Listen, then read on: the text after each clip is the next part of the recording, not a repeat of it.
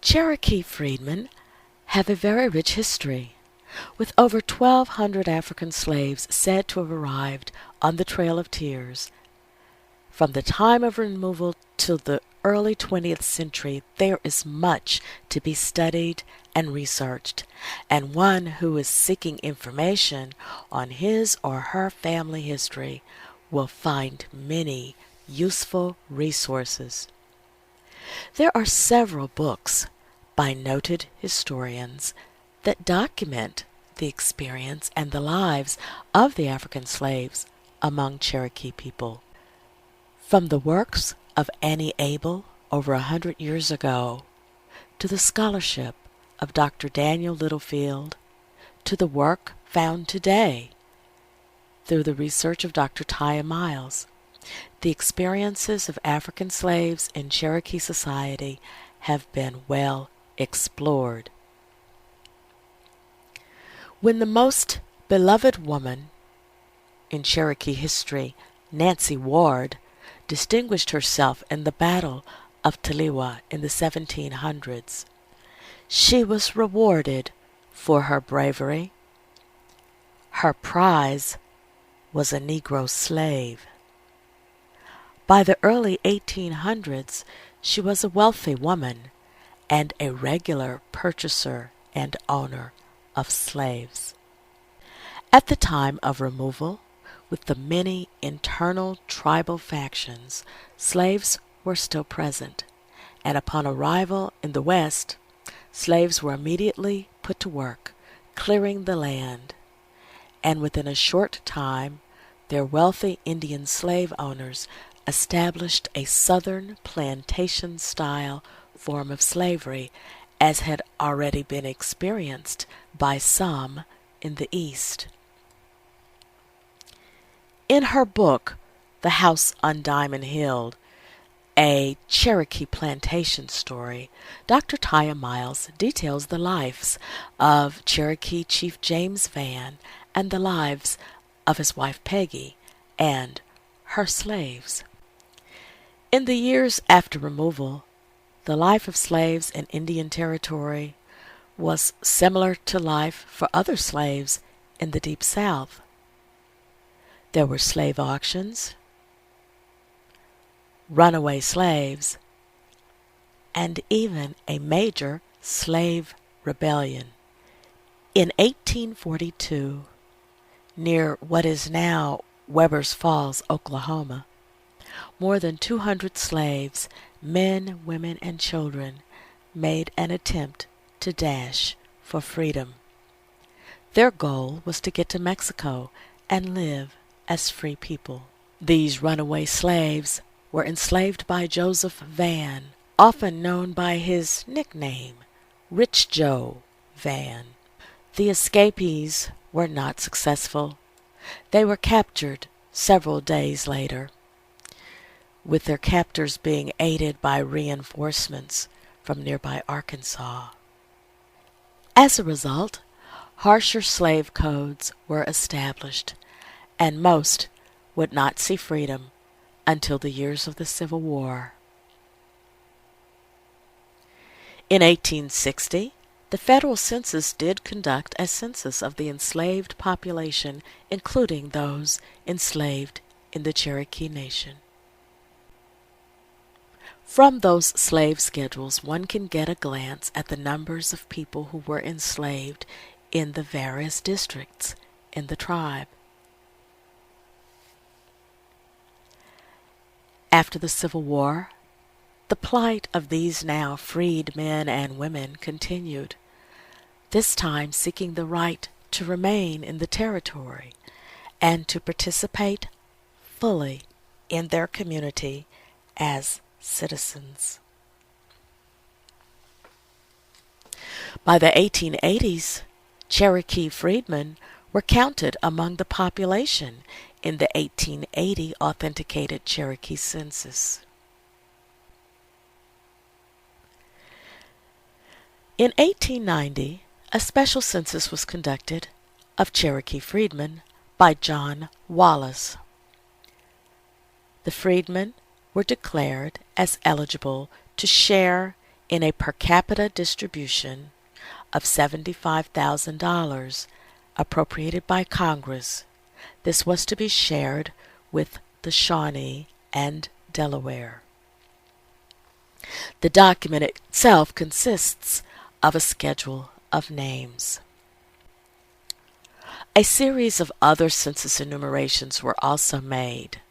The one by Wallace bears his name, and the others are simply referred to as the Kern-Clifton Roll. The years of the Dawes Commission produced the largest body of records, and this record set would become the largest single body of records documenting the freedmen and their tie to the tribe. These records are housed at the National Archives. The original records reside at the Federal Records Center in Fort Worth, Texas, but the branches of the National Archives hold these same records on microfilm. The National Archives publication number for the enrollment cards is M1186. For the application jackets, where the detailed interviews appear, the National Archives publication number is M1301. The final rolls, a 600-plus page document, can be found under National Archives publication number T529. When using the Dawes Rolls, especially the enrollment cards, it is important to pay attention to the notes on the card, found usually at the bottom. Often, one finds a reference to the person's name as it appeared on an earlier census. On this card, for Jerry Alberti and his family, one notes that his name also appeared on the Kern-Clifton card in 1896, and many whose names appear on that roll also will have their names appear even earlier on the Wallace Roll. Genealogists, as a result, have many options in which to document this interesting history. In addition, the work should be conducted in the context in which the Cherokee freedmen lived. There were institutions such as the Cherokee Colored High School, which many leaders from the freedmen community were involved in its creation, its history, its development, and its educational efforts. There were also stories of the political leaders such as Ned Irons, Stick Ross, and Frank Fann, three men who were former slaves who at one time served on the Cherokee Nation Tribal Council. There were a good number of former Cherokee slaves who were also interviewed in the 1930s. Some were interviewed as part of the Federal Writers Project, the WPA Slave Narrative Project. Others were interviewed as part of the Indian Pioneer Project, a 116-volume set of interviews of persons who were early citizens of the state of Oklahoma. Many of those who were interviewed were also former Cherokee slaves. One should not overlook the source of data found in military records. Draft cards from World War I are useful, but a wealth of data can be found in the many Civil War pension files.